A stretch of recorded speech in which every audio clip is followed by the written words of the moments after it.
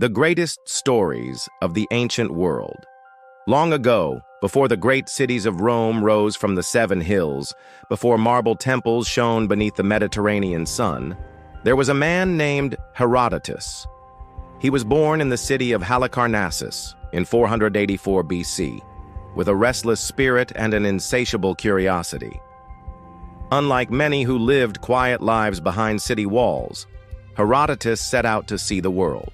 For 8 long years he wandered. He sailed across seas, walked through deserts, and entered cities of such size and splendor that their walls seemed to scrape the very sky. Everywhere he went, he listened. He listened to kings, to merchants, to priests, and to common folk telling stories by firelight. He wrote them down, one by one, until he had gathered a treasury of human memory, tales of love and betrayal, of empires rising and empires falling, of strange customs and battles that shook the earth. His book, the Histories, would become the first of its kind, so revered that the Athenians rewarded him with 250 kilograms of gold. But the stories themselves, the stories were the true treasure, and tonight, as you drift toward sleep, I will tell you some of them.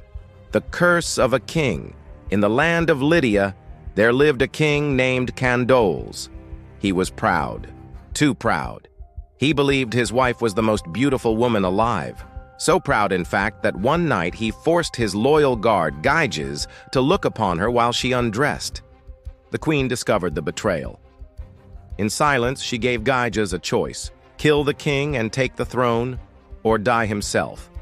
Gyges, trembling, chose life. That night he plunged his dagger into his master, married the queen, and founded a new dynasty. But the oracle at Delphi whispered of doom. Cambyses will have his revenge on the 4th generation. And so the line of Gyges flourished, each king wealthier than the last, until there came a man named Croesus, the richest mortal alive, the richest man on earth. Croesus had palaces filled with gold, horses in endless stables, and armies that marched like rivers of iron. Yet wealth could not quiet his heart. One day he asked the Athenian sage Solon, "Tell me, Solon, who is the happiest man alive?" Solon did not name Croesus. He spoke of Tellus of Athens, who lived well, raised children who thrived, and died honorably in battle. He spoke of Cleobus and Beton, 2 brothers who pulled their mother's cart to a festival, and who, after being praised for their devotion, died peacefully in their sleep. No man can be called happy until his end, Solon warned. Croesus laughed then, but he would not laugh for long. The dream and the boar. One night Croesus dreamed his beloved son would die by an iron spear. To protect him, the king forbade the boy from war, yet fate is cunning. When a wild boar ravaged the countryside, Croesus' son begged to join the hunt. "A beast cannot kill me with a spear," he argued. Reluctantly, Croesus agreed, sending a foreign guest, Adrastus, to guard the boy. In the chaos of the hunt, Adrastus threw his spear. It missed the boar. It struck the prince. Croesus' cries shook the palace. Adrastus, consumed by grief, ended his own life upon the boy's grave.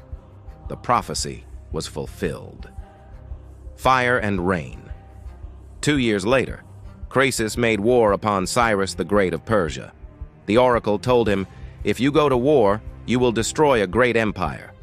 Croesus thought it meant Persia, but it was his own. Cyrus crushed Lydia, captured Sardis, and bound Croesus in chains. On a great pyre, the Persians prepared to burn the king alive. As the flames rose, Croesus remembered Solon's words. He whispered, "O Solon, Solon, how wise you were." Cyrus, curious, asked for the meaning. Croesus explained that no man is happy until his end is known. Struck by the wisdom, Cyrus ordered the fire extinguished. At that very moment, a sudden rainstorm broke across the sky, quenching the flames. Croesus lived and became Cyrus's most trusted advisor. The wheel of fate had turned. The death of Cyrus. But even great kings cannot escape destiny. Cyrus conquered the world, Media, Lydia, Babylon. Yet at last, he faced the fierce Massagetæ, led by Queen Thamyris. She warned him, return her people, return her son, or she would quench his thirst for blood. Cyrus did not listen. He trapped the Massagetæ with food and wine, captured her son, who then took his own life in shame. In fury, Thamyris gathered her warriors. They fought the Persians in a battle so terrible it darkened the sun. Cyrus was slain. His head was severed, placed in a skin of human blood, and Queen Thamyris whispered, "Drink your fill, for I promised you blood." A world of wonders. Herodotus's tales carry on, of the Egyptians who shaved their heads in mourning for cats, of the Persians who taught their children to ride, to shoot, and to tell the truth, of the Babylonians with walls so vast they encircled 60 miles of city. He told of battles, Thermopylae, where King Leonidas and his 300 Spartans stood against an ocean of Persian soldiers, holding the pass until betrayal doomed them. He told of Marathon, where barefoot Athenians charged the invaders and hurled them back into the sea. He told of Salamis, where clever Themistocles lured a mighty fleet into narrow straits and shattered it with nimble Greek ships. Through it all, Herodotus sought not only to tell who won or lost, but to ask why. What makes men fight, betray, rise, and fall? And so his stories live on. Tales of kings and queens, empires and cities, courage and folly. They are more than history. They are the dreams of humanity itself, passed down from firelight to parchment to the quiet of your room tonight.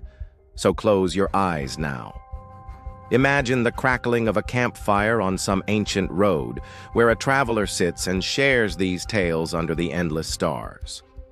The world is wide and history is long. But for now, you are safe. And the story will wait for you when you wake.